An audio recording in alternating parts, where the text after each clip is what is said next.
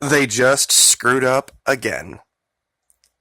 They released this story yesterday regarding the issue with the Fitzgerald and the McCain, and they let slip a piece of information that they are going to regret having let slip. Now, remember the story from the powers that be. The reason for the Fitzgerald's collision with the ACX Crystal was a poorly trained crew that was low morale, unmotivated, untrained, cross-decking issues, just a bunch of sad sacks that just didn't know what they were doing. And it was just something that was an eventuality that was meant to be, regardless of the fact that after this happened 2 years ago, there was nothing but laud and praise for a heroic crew that saved this destroyer from sinking because of their high motivation, their high level of attention to detail. You fight and you operate how you train. If you are a poorly trained crew, if you are a poorly trained military unit of any kind, how you react under stress will be a reflection of how you operate day to day.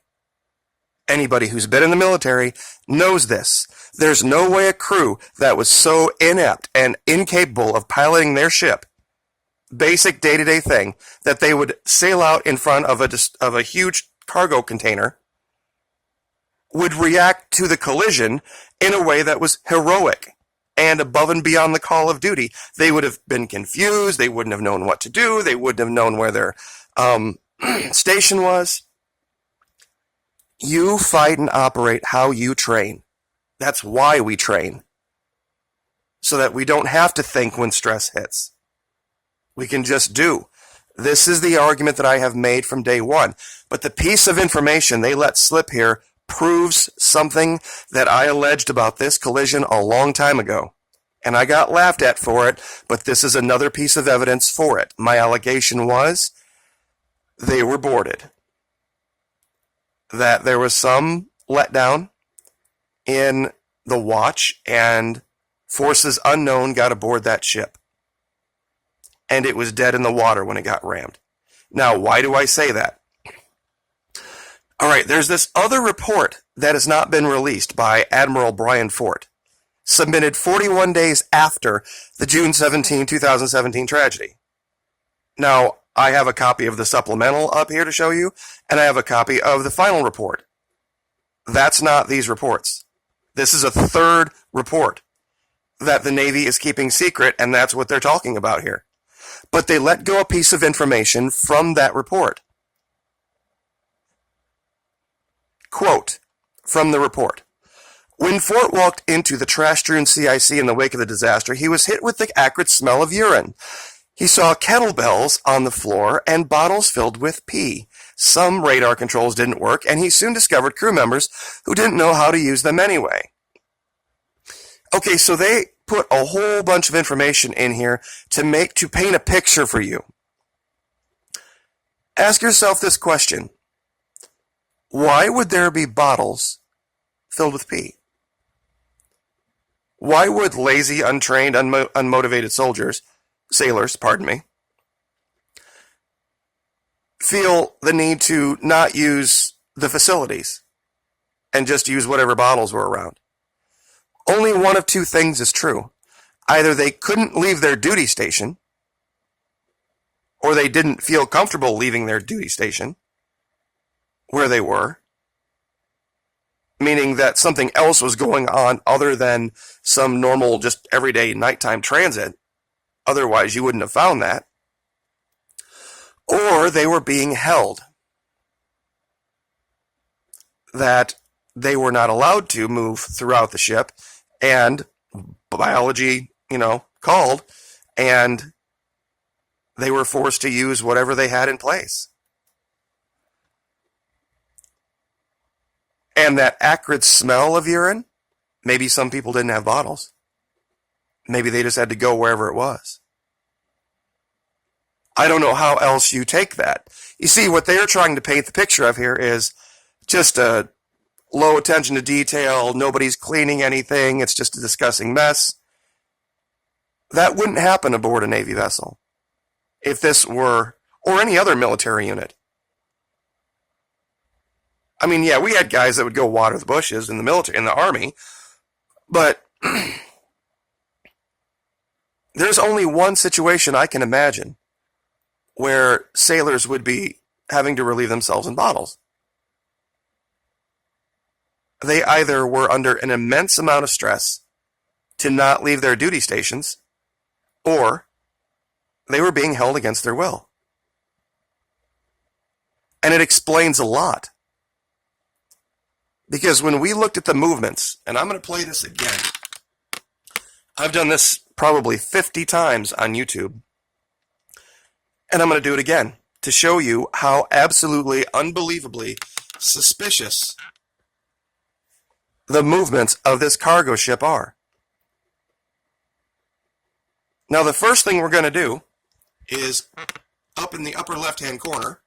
I'm going to zoom in here. There's a little clock, and it has a date. Now, this is UTC relating to Japan time.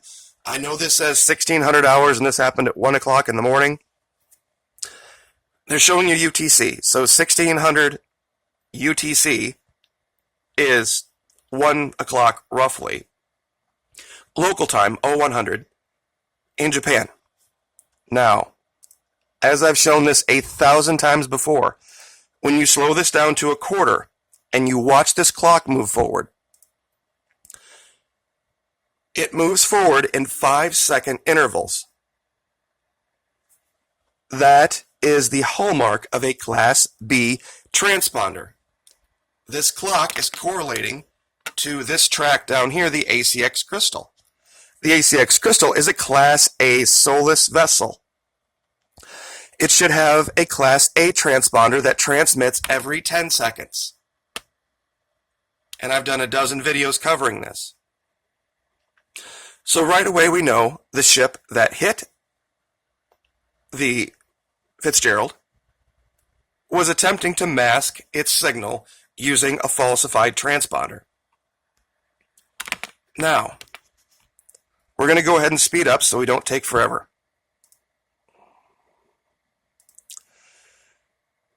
As we move forward to the time of the collision, we see the ACX Crystal make 2 course changes, both that put it in the path of the destroyer.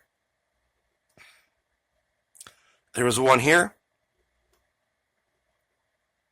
and then there's another one here.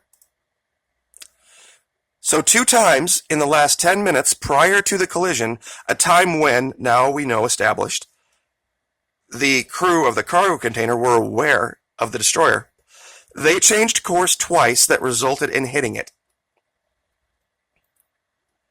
They changed course twice that resulted in hitting it.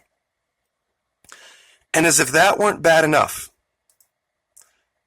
this whole malarkey about the ACX Crystal going downrange, doing this 180-degree turn, guess what happens when it comes back here?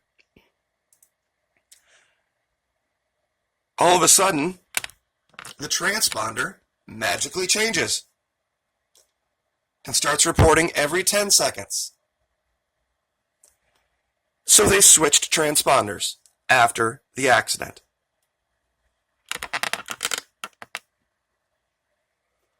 So beginning and ending of this is that it was an attack. It has always been an attack. This cargo ship was used. The issue with the McCain is also very suspicious. But after all of this, the ACX Crystal then leaves the area, and give me 1 second here, I'll show you this. You see, it had made the allegation here that it made this turn to go up this channel. It no longer continues on its course up through this channel. It goes way out here to the other side of this island.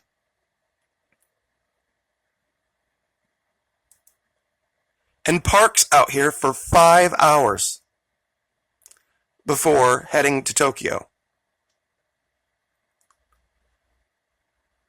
Now, this is all places we've been before.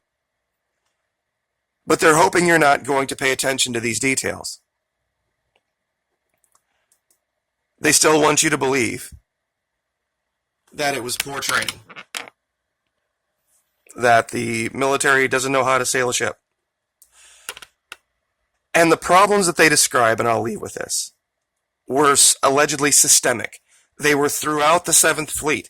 They were actually throughout the Navy to some extent. Yet we only saw these 2 events, and then all of a sudden, all the problems went away. After the issue with the McCain and the huge successful test of that missile from North Korea and them exploding a nuclear weapon, no more accidents, no more problems, no more sailors going overboard. They magically just fixed it all. And we're going on 2 years. And they still are trying to push this.